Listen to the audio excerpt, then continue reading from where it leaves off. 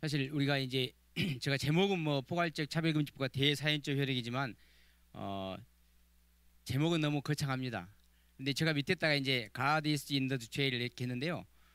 사실 이 말이 신은 디테일에 있다. 작은 것에 감사하라 이런 말이 되기도 하죠. 근데 한편으로 법률도 디테일에 있다. 저 그런 말을 자주 합니다.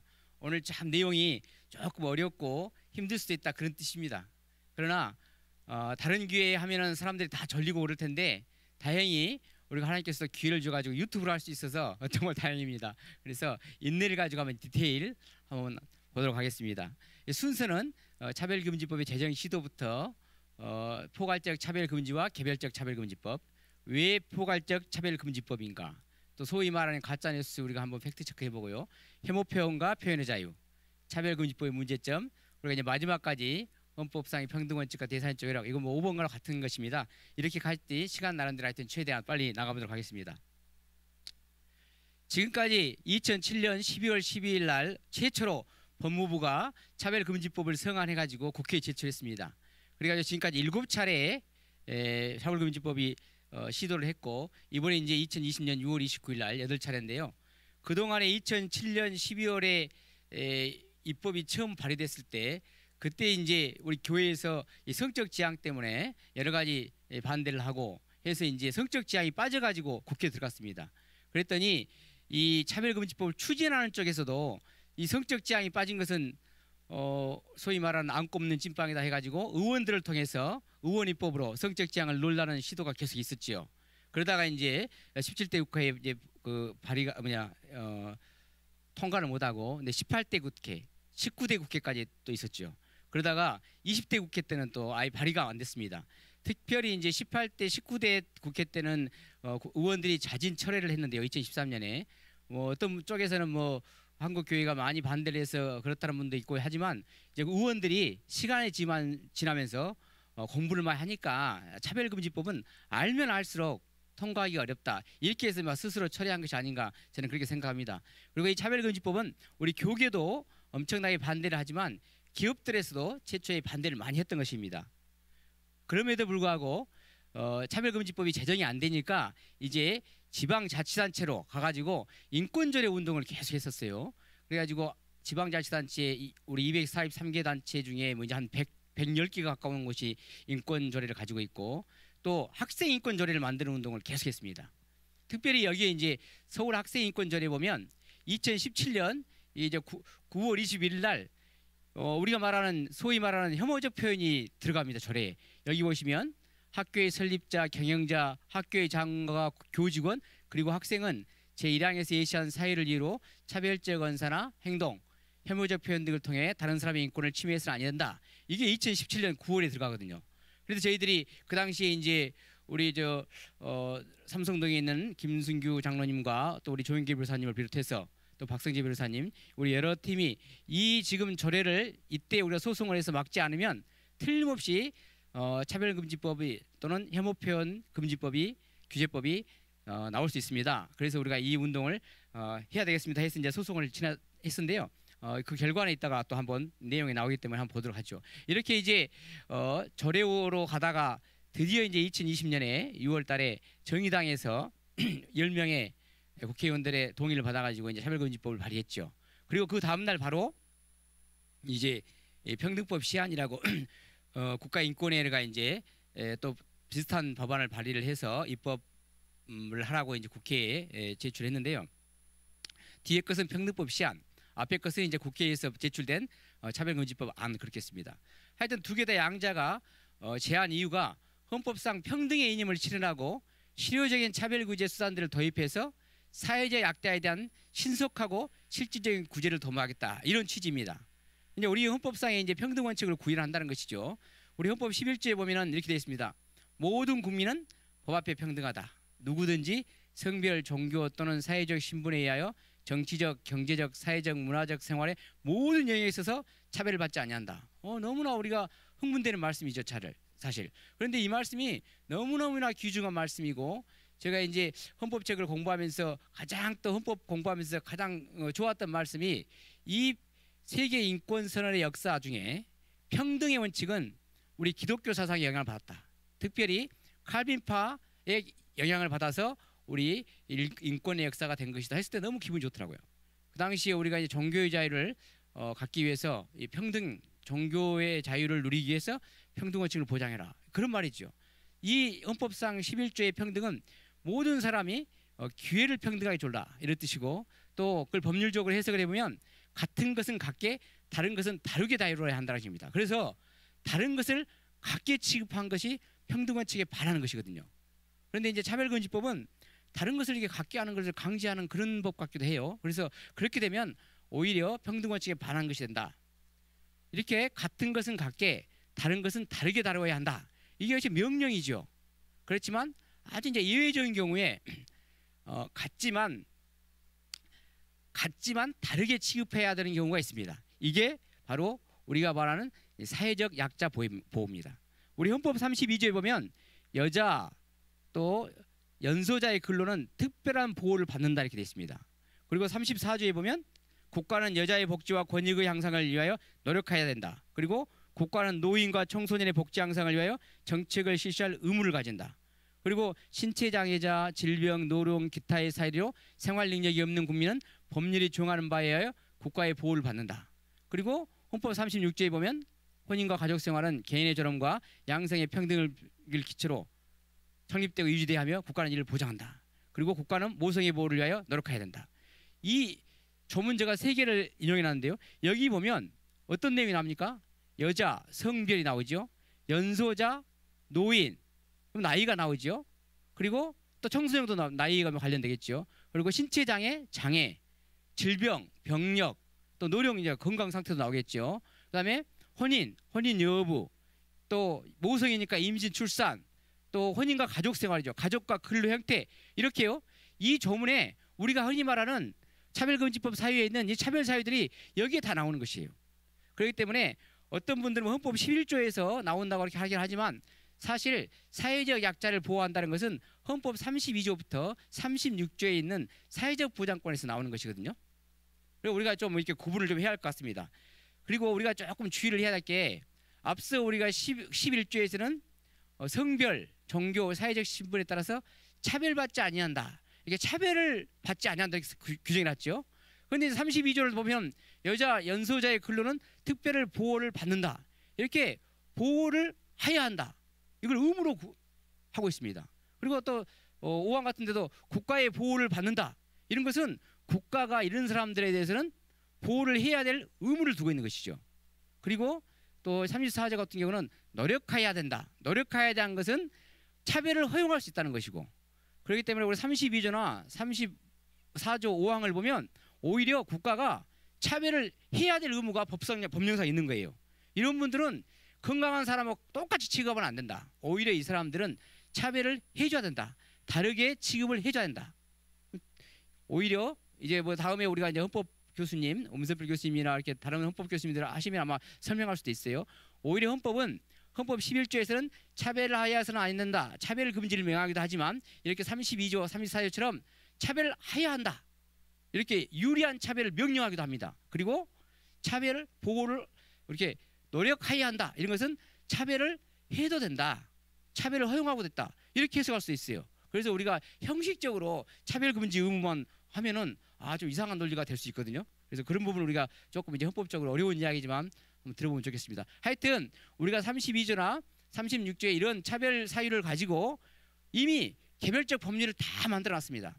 흔히 이제 우리가 포괄적 차별금지법의 국가인권에는 19가지 사유, 지금 우리 국가인권의 평등법 시야는 21가지, 또 이번에 정의당 안에서는 23가지 이렇게 규정하는데요. 23가지 사유에 대해서요, 우리 법이 개별적으로 다 법률을 만들었어요.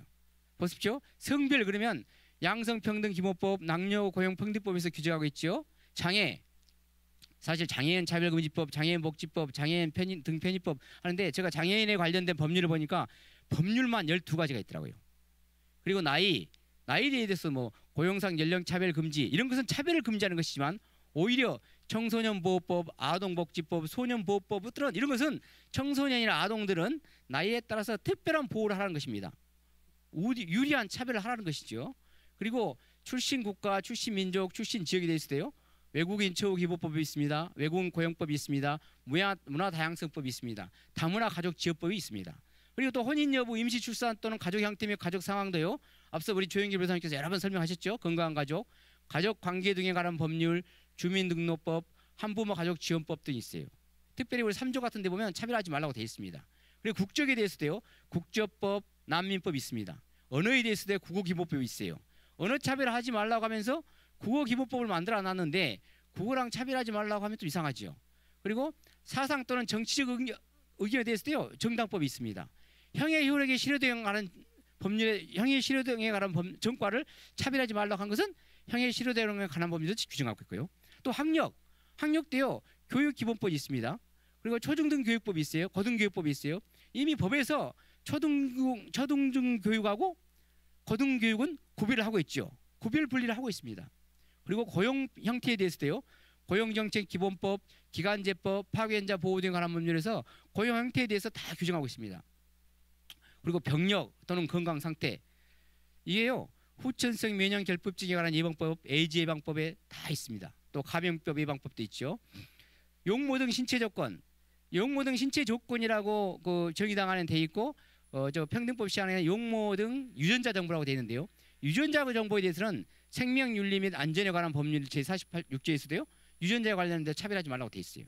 그리고 이제 용모 등 신체 조건에 대해서는 용모 등 신체 조건에 대해서는 특별히 뭐 단일법을 했지만 제가 좀 이따 다른 법 보면 거기에 또 신체 조건에 차별하지 말라고 나오고 또 차별을 하는 곳이 있죠. 병역법 같은 데서는요. 차별을 합니다. 신체 검사 해가지고. 그래서 저도 이게 아담 사이즈 해가지고 군대 가기 전에 엄청 걱정을 많이 했고 신체 검사 받는다 하면 우리 젊은 청년들이 군대 가기 전에 어떤 신체 등을 받느냐에 대해서 엄청 긴장을 많이 하죠. 신체 조건을 평등 침해를 해요. 근데 저는 이제 궁금한 게 그렇게 성적 지향에 대해서는 평등하게 차별 취급하지 말라고 한 사람들이 왜 의무평등에서 왜 병역법에서는 신체 조건을 침해하냐 차별하냐 하면서 왜 서울광장에서 데모를 안 하는지 좀 궁금해요. 여러분 인종과 피부색 이것도요. 인종과 피부색은 우리가 특별히 인종 피부색에 대해서 법률이 없어요. 그러나 개별법을 좀 보면 더 나오는데 우리가 이제 국가 우리 헌법 6조에 따라서 이제 국제적으로 인정되는 규약들, 조약들을 우리가 법상 똑같은 효력을 인정하거든요. 그게 보면 모든 종류의 인종차별 철폐에 관한 협약에 보면 인종과 피부색을 차별하지 말라고 되어 있습니다.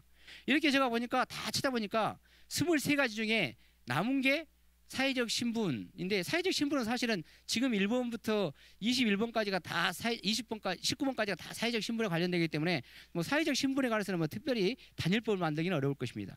그러나 또 다 사회적 신분에 대해서도 우리가 다음에 또 좀 이따 제가 개별법 보면 거긴 또 나와요. 이게 남은 게 딱 3가지가 남더라고요. 종교와 성적 지향, 성별 정체성.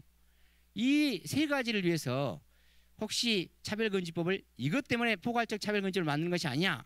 우리가 이제 이렇게 의심을 하니까 이 사람들이 이제 논리를 만들었더라고. 아 그렇지 않습니다. 개별적 차별금지법은 이렇게 개별적으로 보호를 하는데 포괄적 차별금지법이 왜 필요하냐? 그랬더니 복합차별이라도 복합차별. 그래서 방금 처변 개별적 차별금지법은 개별적으로 보호하는 건데 왜 포괄적 차별금지법이 필요하냐 했더니 이런 사례를 들어요.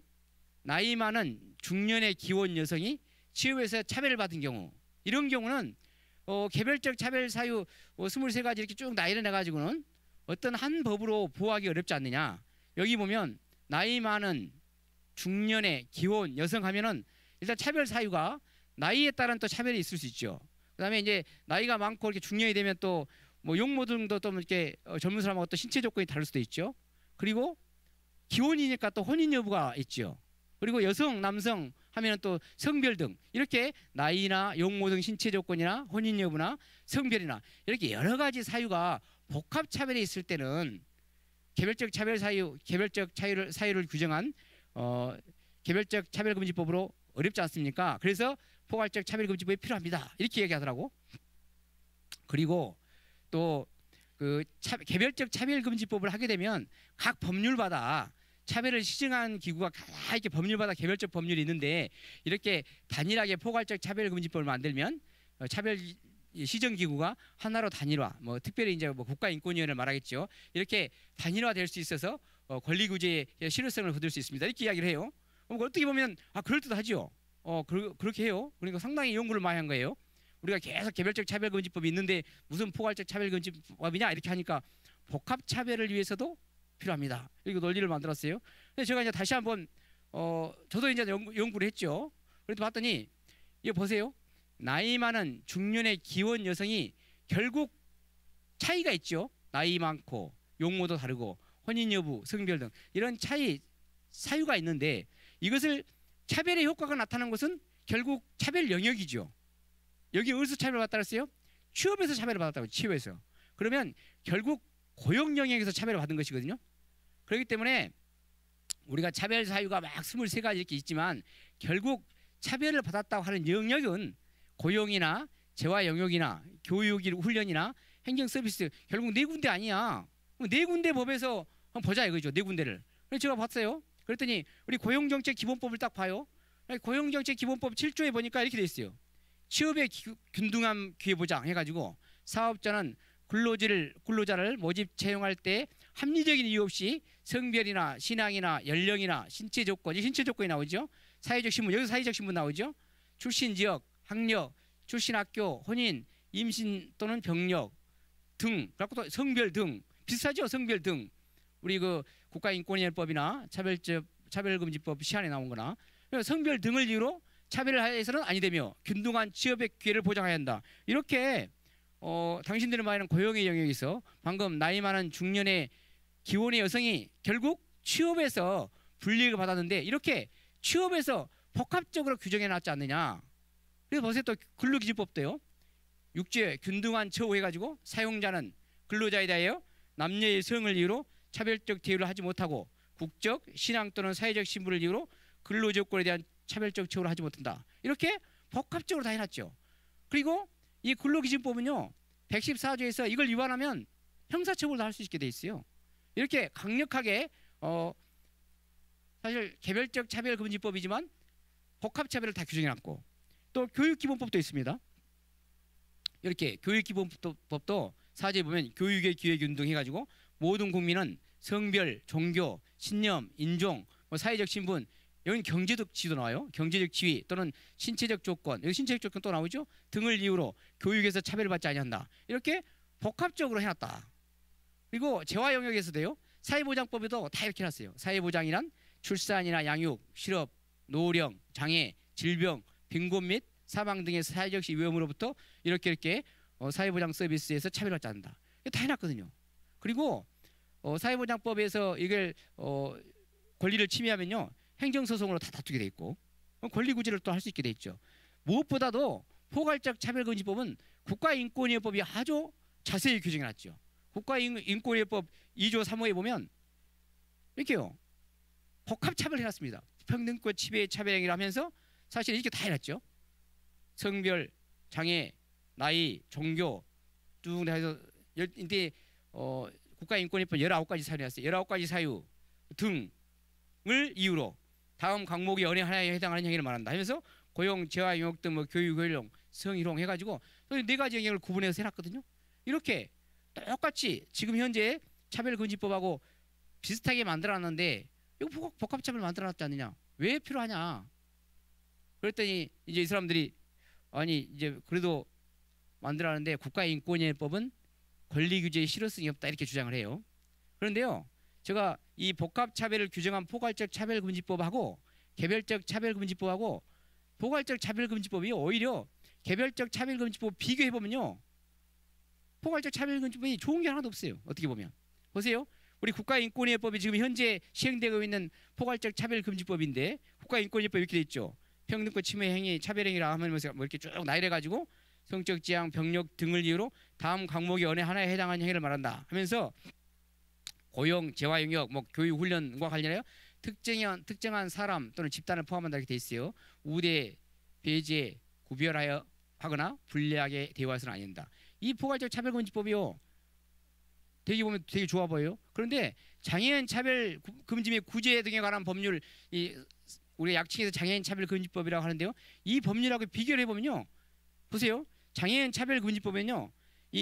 요 앞에 국가인권위법은 특정한 사람이나 집단에 대해서 차별하지 말라고 돼 있죠. 여기는요. 사람이나 집단뿐만 아니라 보조견이라 했죠. 장애인 보조기구도요. 이건 보조견도 이건 차별하면 안 돼요. 그리고 여기는 장애인 차별금지법은요, 단순한 차별하지 말라가 아니라 아까 제가 앞서 말한 것처럼 우리 헌법에서 사회적 약자에 대한 보호하면서 사회적 약자에 대해서는 특별한 보호를 해야 돼요. 오히려 유리한 차별을 해야 됩니다. 그게 하나가 정당한 사유 없이 장애에 대해서는 정당한 편의 제공을 거부하면 안 됩니다. 정당한 편의 제공을 해야 될 의무가 있는 거예요. 이렇게 오히려 장애인 차별금지법은 장애에 대해서 우대를 규정해놨죠.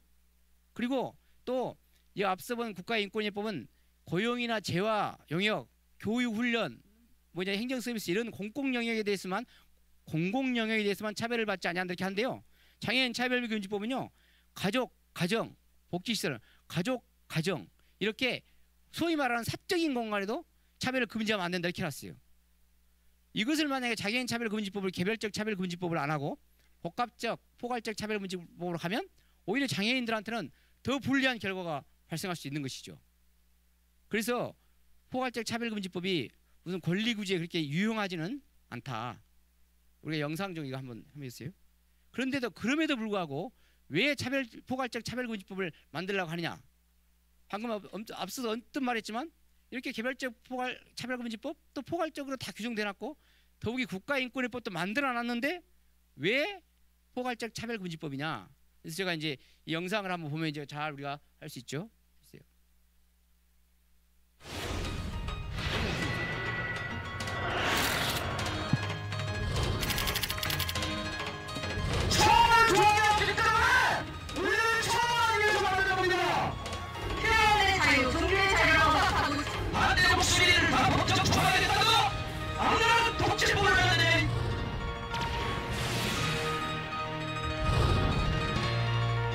바로 팩트 체크하겠습니다. 네, 그러니까 어제 발의된 법안 내용을 확인해보면 바로 알 수 있는 거 아니겠어요? 그렇습니다. 일단 동성애에 반대한 사람을 처벌하는 법이다. 이건 사실이 아닙니다. 우선 어제 발의된 법안에서 뭘 금지하고 있는지를 함께 보시죠. 성적 지향, 성별 정체성 등을 이유로 차별하는 것은 금지합니다. 같은 이유로 적대적, 모욕적 환경을 조성해서 고통을 주는 괴롭힘 행위도 차별, 불법으로 규정합니다. 그럼 만약에 차별금지법이 제정이 되면 동성애 반대한다, 이걸 아예 말조차 못 꺼내느냐? 실제 법안에는 금지되는 영역이 명확히 정해져 있습니다. 첫 번째 고용, 즉 직장에서 또 물건을 사거나 서비스를 이용할 때, 또 교육이나 직업 훈련을 받는 학교에서 그 밖에 행정 서비스를 받을 때입니다. 이 네 영역에 포함되지 않은 경우, 예를 들어서 교회에서 설교를 하거나 관련 책을 쓰거나 길거리에서 발언하는 행위까지 이 법으로 불법으로 규정되는 것은 아닙니다. 네, 그러니까 일단 이 네 영역이 아니면 처벌은커녕 금지하지도 않는다는 거잖아요. 그렇습니다. 그러면 차별금지법 하에서 직장이나 학교에서 금지된 차별적인 언행을 하면 처벌을 받습니까? 그것도 아닙니다. 반대 측이 주장한 것처럼 처벌 조항을 새로 만드는 이런 법이 아니기 때문입니다. 이 법안에 나온 유일한 벌칙 조항, 1년 이하의 징역 또는 1천만 원 이하의 벌금에 처한다. 이걸 보면 좀 의아할 수 있는데 법 전체를 보면요, 이건 차별 피해자에게 보복성 불이익 조치를 했을 때 적용됩니다. 쉽게 말해서 회사나 학교에서 차별을 당해서 진정을 제기했다고 그 사람에게 인사 불이익을 주면 처벌될 수 있다, 이런 겁니다. 지금도 국가인권위원회 법에 따르면요, 성적 지향을 이유로 차별하거나 괴롭히면 불법입니다. 다만 처벌 대신 인권위 시정 권고나 민사 손해배상 소송을 통해서 제재를 받아왔습니다. 이번에 나온 차별금지법안은 이 구체적인 구제책의 실효성을 하나하나 좀 높여보자, 이런 취지입니다. 인권위 권고 안 따르면 강제적으로 명령을 할 수 있고요. 또 이행 강제금을 부과할 수 있고, 이 소송에서도 손해배상 액수를 정할 때 이럴 때 피해자에게 좀 더 유리하게 받고. 예, 봤었죠. 사실 오늘 내용 이거 잘 들었으면 강의 그만해도 되는 건데, 이 내용입니다. 이 내용. 사실 우리가 이 내용을 딱 들었을 때, 야, 차별금지법을 왜 만들려고 하느냐? 아까 우리 쪽에서는 차별금지법을 왜 만들려고 하냐? 그랬더니 팩트 체크를 했어요. 그래서 이 사람들 지금 이야기하는 내용을 요약을 해보면, 우리가 동성애에 대한 부정적인 표현을 하면 처벌해서 표현의 자유를 억압하려고 하는 것이다. 이랬더니 이걸 이제 각자 수라고 지금 팩트 체크한 거 아니에요? 그러면서 지금 방금 했던 걸 잠깐 요약해 보면 이 JTBC-CBS 동성애를 반대하는 사람을 처벌하는 법이냐 그랬더니 사실이 아니다. 무엇을 금지하는 거냐 봤더니 차별을 금지하는 것과 또 모욕적 적대적 환경을 조성해서 괴롭힘을 금지하는 것이다. 그래서 이것을 불법으로 하는 것이지. 그렇다고 해서 불법으로 했다 해서 동성애를 반대한다는 말조차 못하는 것이냐 그랬더니 아니다. 그런 금지되는 영역은 네 곳으로 명확하게 구분되어 있다. 직장, 그러니까 이제 고용의 영역, 재화 영역의 영역, 학교 영역, 교육 영역, 행정 서비스 영역. 그러니까 앵커 이분이 그랬죠. 이렇게 네 군데가 아니면 그러면 네 군데가 아니면 차별도 아니고 처벌도 안 받고. 그래서 표현의 자유를 제한하는 조건은 이렇게 영역으로 제한되어 있는 것이거든요. 하면서 그러면 이 네 군데에 포함되는 직장이나 학교나 이런 곳에서 금지된 차별적 언행을 하면 그럼 처벌은 받습니까? 하니까 그것도 아니다.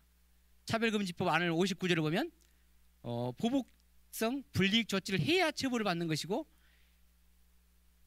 차별이 불법이긴 하지만 처벌받는 건 아니고 현행 국가인권법에 있는 것을 금지되고 있는 불법을 실효성, 권리규제 실효성을 높이기 위한 것이다. 그러면서 시정명령, 여기서 강제명령이라 하더라고요. 그리고 이행강제를 부과하고 또 손해배상을 유리하게 징벌적 손해배상까지 하고 이렇게 결론을 냈어요.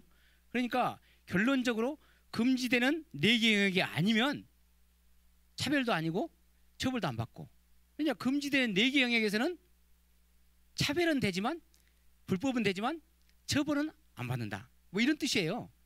특별한 경우 보복성 조치를 했을 때만 한다. 어떻게 보면 명쾌한 것 같아요. 그러면서 우리가 말하는 것이 과연 그런 영역에 포함되느냐 하는 거죠. 그러나 이 사람들의 중요한, 우리가 이제 이걸 들으면서도 중요한 단서 하나는 그러면 동성애를 반대하는 말도차 못하는 영역이 네 군데에 있다. 그건 우리가 맞는 것 같아요. 그 사람들도 네 군데 영역이 아니면 괜찮고 동성애를 반대한다는 말조차 못하는 것이냐 했더니 아니다. 네 곳에 정확하게 명확하게 구분되어 있다. 이렇게 이야기했거든요.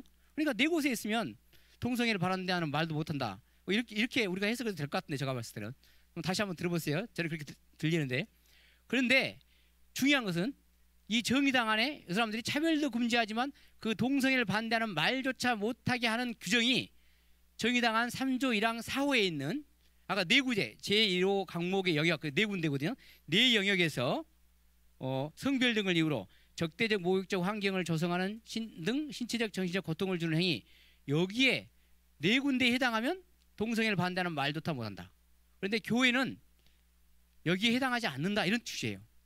그런데 우리가 과연 교회가 제1호 강목의 영역, 재화 영역 시설에 포함되지 않느냐? 우리가 이제 네 가지 이제 고용, 재화 영역 시설, 학교, 교육, 행정 서비스, 그러니까 언뜻 보면 안 들어있는 것처럼 보여요.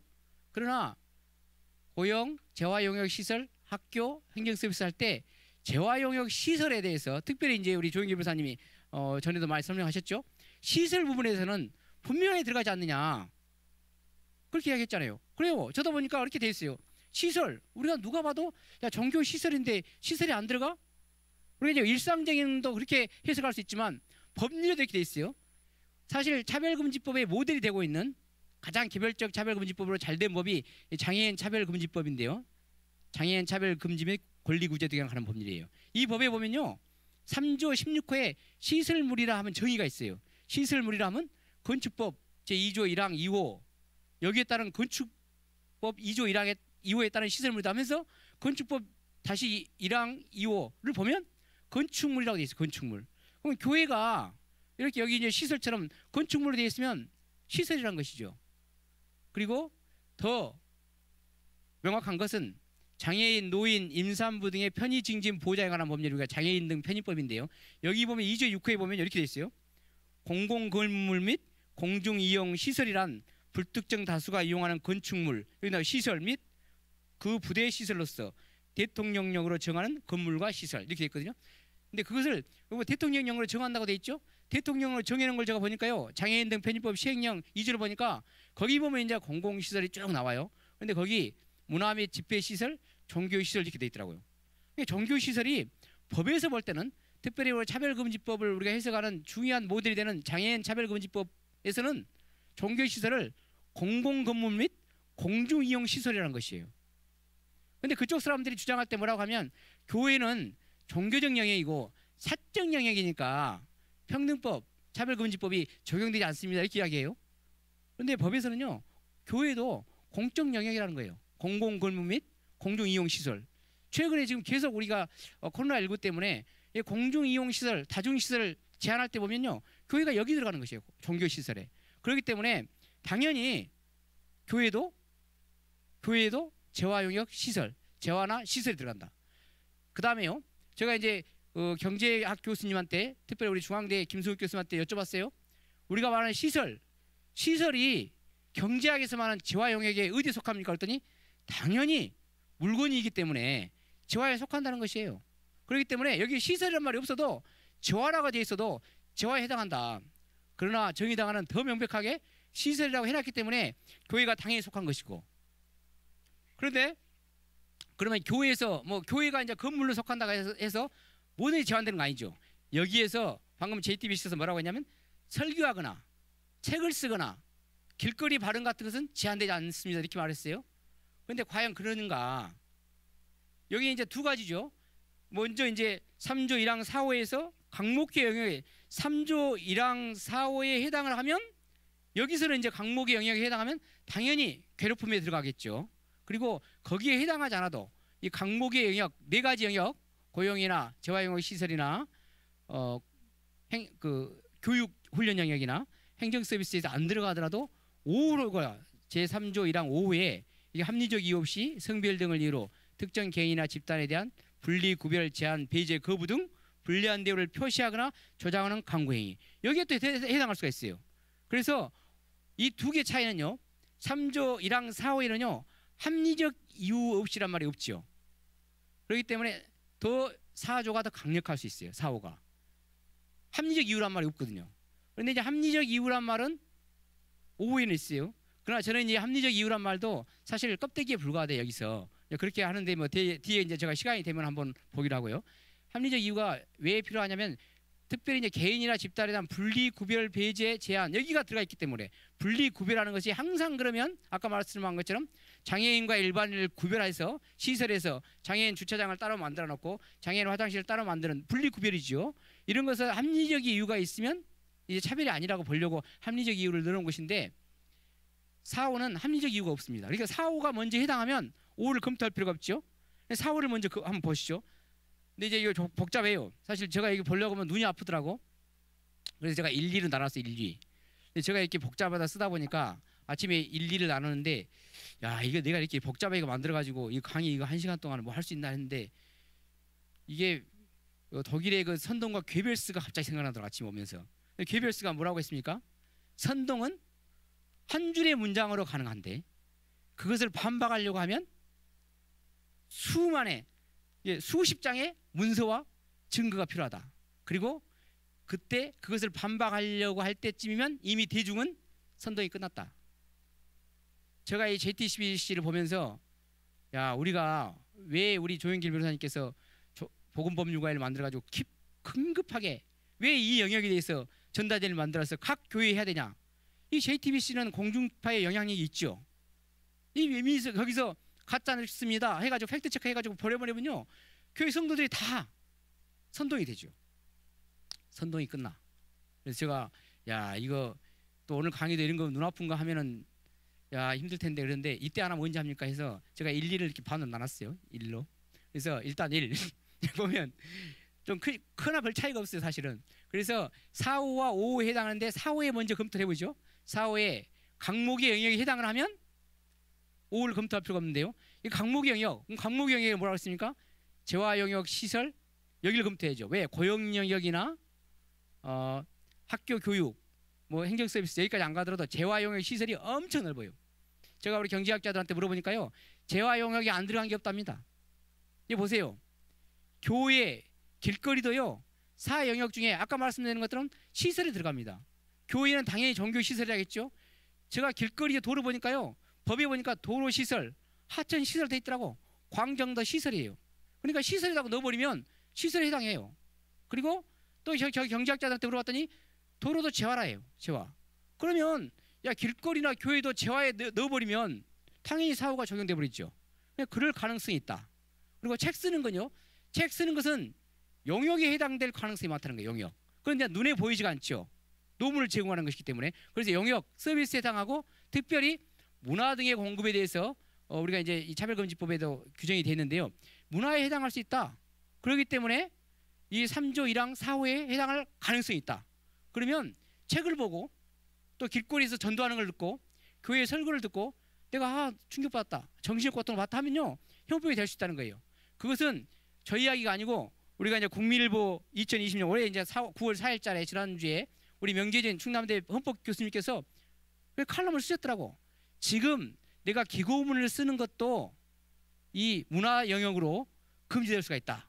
그리고 제목 자체가 모든 시설물에서 이 반동성의 표현 금지가 될 수 있다. 교회도 자유롭지 않다. 그래서 시간 되시면 우리 충남대 명재진 교수님의 논문을 한번 이 기고문을 국민일보 기고문을 보시면 저 말이 거짓말 아니라는 걸 알 수 있을 겁니다. 그리고 이제 5호도 있어요. 방금은 4호에 당연히 뭐 강목의 영역에 포함되면 될 수 있죠. 그러나 정신적 고통을 안 당해도 또 걸릴 수 있는 게 있죠. 5호. 5호에는요. 불리한 대우 표시 저장 광고라고 하는데요. 방금 우리가 5호에 뭐라고 됐습니까? 이 5호에 두 번째 줄은요. 합리적 이유 없이 성별 등을 이유로 특정 개인이나 집단에 대한 분리구별 제한, 배제, 거부 등 불리한 대우를 표시하거나 저장하기. 이게 왜요? 사실은 특정한 개인이나 집단인데 성별 등을 분리구별. 제가 이제 시간이 되면 하겠지만 남자와 여자를 분리구별하는 것. 분리구별이에요. 이것은요. 무슨 정신적 고통이 필요가 없습니다. 분리구별. 책에다가 쓰면서 내가 분리구별하는 그런 내용으로 쓰면 또 특별히 결혼은 교회에서 남자와 여자가 하는 것이다. 남녀가 결혼하는 것이지 어떻게 동성애들이 결혼할 수 있냐. 또 우리 정기 변호사님 앞에 설명했죠. 결혼은 한 명 일부 일처제가 결혼하는 것이지 어떻게 일부 다처제가 가능하냐. 또 다부 다처제가 가능하냐. 이런 걸 비난하는 글을 썼다. 그러면 분리구별이잖아요. 이런 것에 글을 쓴 것도 해당할 수 있느냐. 분리구별이 해당할 수 있죠. 그랬더니 이분이들이 뭐라고 하냐면 그래도 여기 보면 3조 5항에 보면 분리구별, 제한, 배제, 거부 등 불리한 대우를 표시하거나 저장하는 광고 행위. 적어도 광고는 되어야 되냐 이렇게 이야기해요. 광고. 그래서 광고에다 포인트를 딱 방점을 찍어요. 근데 조문을 잘 보세요. 저는 좀 다른 생각을 했죠. 그래서 우리 복음법률가에서 광고에 포인트를 둘 수도 있지만 분리구별, 제한, 배제, 거부 등 해놨죠. 등. 이미 등이란 것은 불리한 대우를 표시하거나 저장하는 광고 행위를 징표할 수도 있고 또 불리한 대우를 표시하거나 했기 때문에 표시하거나 표시하는 행위 이렇게 해석할 수도 있다. 그런 것이요. 법을 보니까 정확해요. 정의당 안에서는 광고에 대한 정의를 안 했지만 국가인권의 평등법 시한 2조 11호에는 광고에 대한 정의가 있습니다. 이 광고에 대한 정의가요. 다목에 뭐라고 되냐면 표시점 광고의 공정화에 관한 법률 2조 1호 및 제2호에 따른 표시 및 광고라는 거예요. 표시와 광고가 구분되어 있습니다. 그러면서 이 법 제2조 1호에 보면 표시란 뭐뭐뭐 한다. 그리고 광고란 뭐뭐 한다. 이렇게 되어 있거든요. 근데 우리가 이 표시란 말을 조금 우리가 주의를 해야 돼요. 표시 그러면 상표에서는 표시 그러면 뭐 이렇게 용기에 표시하거나 이렇게 생각되죠. 그러나 법률가들의 표시는요. 두 가지 의미가 있습니다. 표시는 어떤 의미가 있냐면 표지판 할 때 표지 가리키는 표지판이 있을 수 있어요. 그러니까 표시 그러면요. 의사 표현할 때 표현이 될 수 있어요. 그렇기 때문에 표시란 말이 두 가지 다 의미가 해석할 수 있고 특별히 이 법을 해석할 수 있는 검찰이나 법관, 법률가들한테는 표시는 표현으로 해석할 확률이 엄청 많습니다. 그렇기 때문에 표시에 들어갈 수가 있고 또 광고에도요. 광고로 좁게 해석을 해도 광고란 말이 엄청 넓게 이 평등법 시한에 보면 돼 있어요. 왜? 이 표시 광고의 공정화의 법률을 보면요. 광고라는 게 뭐라고 되냐면 신문 방송법에 따른 신문, 인터넷 신문 또 전기 간행물 또 방송법에 따른 방송해주고 또 전기통신법장에 따른 전기, 통신 그 밖에 대통령령으로 정하는 방법으로 소비자에게 알리거나 제시하는 것을 말한다 이렇게 돼 있어요. 그리고 시행령을 봐요. 대통령령 정하는 거는요. 정하는 것을 보면요. 시행령 제2조의 광고의 방법 그래가지고요. 전단지, 팜플렛 다 들어갑니다. 인터넷 또는 PC 통신 이렇게 돼 있고요. 또 이것만 된 게 아니고 또 여기도 또 그 밖에 1호부터 5호까지의 유사한 매체 또는 뭐 수단 이렇게 해놨어요. 그리고 또 다도 부족해가지고 라에다 또 해놨어요. 신문, 인터넷 신문, 방송 전기통신 등을 이용하여 광고 형식으로 의견을 제시하는 것. 그러니까 광고가 아니라 광고 형식으로 의견을 제시하는 것. 아까 말한 표시하고 똑같은 말이죠. 의견을 제시하는 것, 표시도 들어간다. 이렇게 하면요, 우리가 설교할 때 설교할 때요, 이 마이크 쓰는 것도요 전기통신이에요. 그리고 설교할 때요, 주보 날라주면요, 주보 전단지예요. 전도할 때요, 전도할 때 표지판 만들어 놓고 있으면요 광고죠. 여기 보면 광고 형식이잖아요. 그리고 팜플렛, 피켓팅 다 광고 형식이 될 수 있고, 이걸 이용해서 광고 형식으로 의견을 제시하는 것을 해석할 수 있죠. 그리고 책 쓰는 것, 책도요, 신문, 전기 간행물, 특히 이제 전기 간행물은 뭐 어떻게 호를 가지고 또 학교에서 발행하는 전기 간행물에 책을 쓰는 것도, 그리고 독자들한테 여기 보면요, 소비자에게 알리거나 제시하는 것, 그런 형식이잖아요. 그럼 독자들에게 알리거나 제시하는 것도 포함될 수 있죠. 이렇게 하면요, 특별히 이제 우리가 이 반동성애, 동성애를 금지하는 블로그들이 많이 있잖아요. 블로그들요 인터넷 통신을 이용해요. 그리고 또 우리 또 동반연이나 진평연에서 전단지 많이 날라요. 전단지 되겠어요. 또 우리 또 특별히 차바 이런데 단체 카톡도 만들어놨죠. 단체 카톡도요 걸면 이연령 비연령이 되겠더라.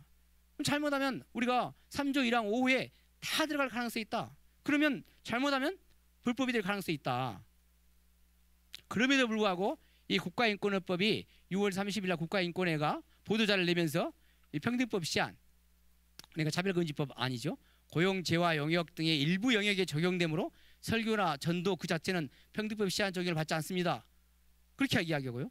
제가 이제 장애인원하고 토론을 해봤는데 장애인원도 이렇게 하겠더라고. 뭐 종교단체나 기관 안에서 이루어진 종교적인 신앙에 대해서는 종교의 자유 영역이지 차별이라고 생각되지 않습니다 했는데요, 갖다 붙이기 나름이에요. 그렇기 때문에 오히려 저는 이 JTBC나 이런 사람들이 오히려 가짜뉴스가 아니겠느냐 합니다.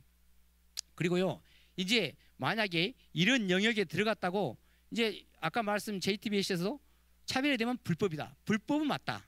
그렇지만 또 꼭 처벌하는 것은 아니다 이렇게 했어요. 그러면서 형사처벌 규정을 보면서 보복성 조치를 해야 차별받는 것이지 하면서 국가인권법에 따른 이런 것을 실효성을 높이는 것이다 하면서 시행명령을 내서 이행강제금 하고 또 징벌적 손해배상을 한다 이렇게 이야기를 하는데요, 우리가 처벌이란 말이 그렇게 형사벌만 이야기하냐, 법률가들 봤으면 저는 그 말 딱 들으면 좀 이상하더라고. 우리가 일반적으로 형사벌 이야기해요. 그럼 여기 제가 이제 이 용어를요 다 정리해봤거든. 이걸 어디서 찾냐면 사법 밑에 징계벌 밑에 나오죠.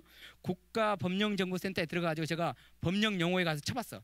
행정벌을 치면요 이 내용이 나옵니다. 행정벌을 쳐보면 왜 현암사의 법전 용어 사전을 그대로 인용해서 이 법령정보센터에서 인용해 놓은 건데, 행정벌을 치면 이렇게 나와. 형사벌이라면 일반 통치권에 의하여 과하는 처벌 이렇게 돼 있어요. 그러면서 행정벌은 행정벌을 제가 찾았으니까요. 행정벌은 형사벌, 징계벌 및 집행벌과 구별된다. 그러면서 행정벌은 또 뭐냐? 행정법상의 의무 위반에 대하여 이 명령 금지를 위반하기 때문에 과하는 처벌 돼 있죠. 그러면서 행정벌로서 과태료를 가하는 경우는 행정상의 질서벌이다. 하고 또 우리가 또 이행강제금을 집행벌이라 하는데요. 집행벌은 뭐냐? 장래에 향하여 행정법상의 의무 이행을 강제하기 위하여 과하는 처벌 이렇게 돼 있어요. 그러면서 행정벌은 과거의 행정법상의 의무 위반에 대한 제재로서 과하는 처벌이고, 집행벌 이행강제금은 장래의 의무 이행을 강제하기 위해서 하는 처벌이다 이렇게 돼 있고, 그리고 또 징계벌도 처벌이에요. 여기 이제 행정법상이니까 행정법은 행정벌이니까 이제 특별권력관계만 나오겠죠. 특별권력관계에 있어서 질서 유지를 위하여 과하는 처벌 이렇게 돼 있죠. 그러면 이건 행정법 관계니까 징계벌이 처벌이면 일반 고용관계에서도 징계하면 처벌이 되겠죠. 이렇게 해석을 하면 우리가 좁게 무슨 형사처벌만 처벌이냐. 그래서 제가 이 사전을 찾아보니까 처벌의 개념이 이렇게 돼 있더라고. 위법행위에 대한 고통을 주는 것 이렇게 돼 있더라. 그러면 위법행위에 대한 고통을 준다고 하면 징벌적 손해배상도 징벌이라는 게 붙어 있으니까 그런 것도 처벌이죠. 그러면 처벌이란 말은 이렇게 여러 가지가 있을 수 있죠. 특히 저는 이 포괄적 차별금지법은 가장 무서운 게 징벌적 손해배상하고 징계벌이에요. 징계벌. 사실 우리가 징계벌에 대해서는요 많이 검토를 안 하는데, 징계를 당해본 사람은 징계가 얼마나 무서운지 알아요. 특별히 고용 영역이나요, 교육 영역이나요, 행정 영역은요 징계가 형사처벌보다 훨씬 강력합니다. 그런데 국가인권위법 보세요. 징계에 대해서 어떻게 규정되어 있는가? 이것도 눈이 좀 아프지만 그래도 이것은 좀 확인해야 할 것 같아요. 국가인권위법에서는 좀 중요하니까. 국가인권위법 총칙이 돼 있어요. 그리고 2장부터 2장에는 위원회의 구성과 운영 5조부터 18조까지예요. 그래서 그리고 3장부터요 19조부터 29조까지는 3조 위원회의 업무와 권한에 관한 거예요. 그리고 4장은요 인권 침해와 차별행위의 조사와 구제에서 30조부터 50조까지 있어요. 그리고 5장에 가면요 그 51조부터는 형사 보칙이 있다. 보칙이 있어가지고 51조부터 55조까지 있고 6장은요 벌칙도 있어요. 그래서 저는 야 포괄적 차별금지법을 국가인권위법에 다 해놨는데 야 국가인권위법으로 그대로 하면 되지 개정하면 되지. 그랬더니 이 사람들이 뭐라고 하냐면 아 국가인권위법은 조직법인데 어떻게 조직법으로 평등법 평등 및 차별금지법 이렇게 합니까? 그러니까 아니 조직은 보니까 별로 없어요. 1조부터 4조는요 되게 중요한 내용인데 지금 정의당의 차별금지법 아니나 국가인권위원회 평등법 시작할 때 1조부터 4조와 유사한 내용이 들어갑니다. 결국 이 조직에 관한 것은 5조부터 18조까지 13개 조문이에요. 그리고 나머지요 19조부터요 63조까지는요 이 사람들이 말하는 차별금지법의 내용 들어갈 내용들이 다 여기 있어요. 그리고요 정말 무서운 거 있죠. 여기 4장 보세요. 인권침해 및 차별행위 조사와 구제 해가지고 있죠. 44서를 보세요. 구제 조치 등의 권고 이렇게 됐어요. 그래가지고요 42조 제한 각호에 관한 구제 조치의 이행 이게 권고거든요. 그럼 42조 제4항 각호가 뭐냐 했더니 조사 대상 인권 침해나 차별행위 중지가 돼 있죠. 이걸 권고할 수 있어요. 그리고 더 밑에요. 2조 보세요. 2호 보세요. 원상회복, 손해배상 구제 조치 등을 권고할 수 있어요. 그리고 재발을 방지하기 위하여 필요한 조치를 권고할 수 있어요. 그게요. 그리고요 45조 보세요. 고발 및 징계 권고가 있어요. 징계 권고는요 형사고발하고 또 틀리게 징계 권고 소속 기관의 장에게 징계를 권고하는데 사항이 뭐라고 하냐면 제2항에 따라서 위원회로부터 권고를 받은 소속 기관 등의 장은 권고를 존중하여야 하고 결과를 통지한다. 징계를요 징계 권고를 존중해야 되고 징계 결과를 통지해 줘야 돼요. 45조는 엄청 강력한 거예요 사실은 행정기관에서는. 그런데요 44조도 아주 강력하죠. 왜? 특히 원상회복과 손해배상 등 구제 조치를 권고하게 되는데요. 이것을 이제 실효성을 높인다 해가지고 이걸 안 떼라면 이행강제금을 부과해.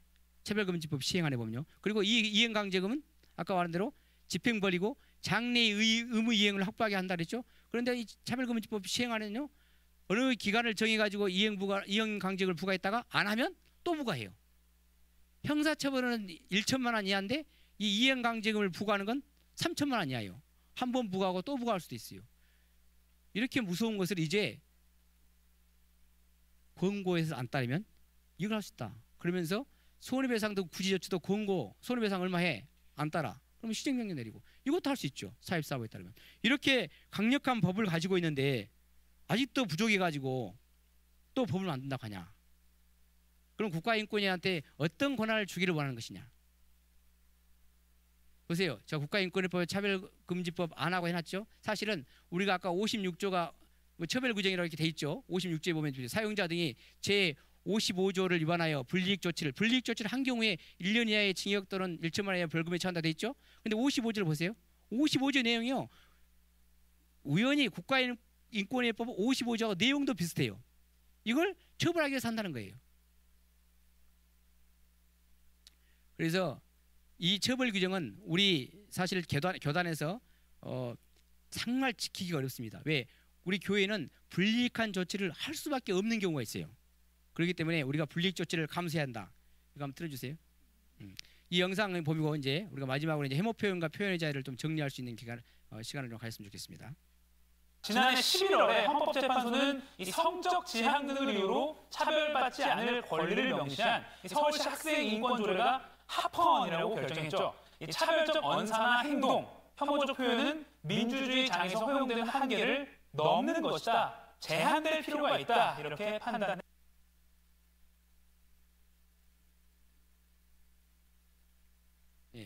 이 벌써 보세요.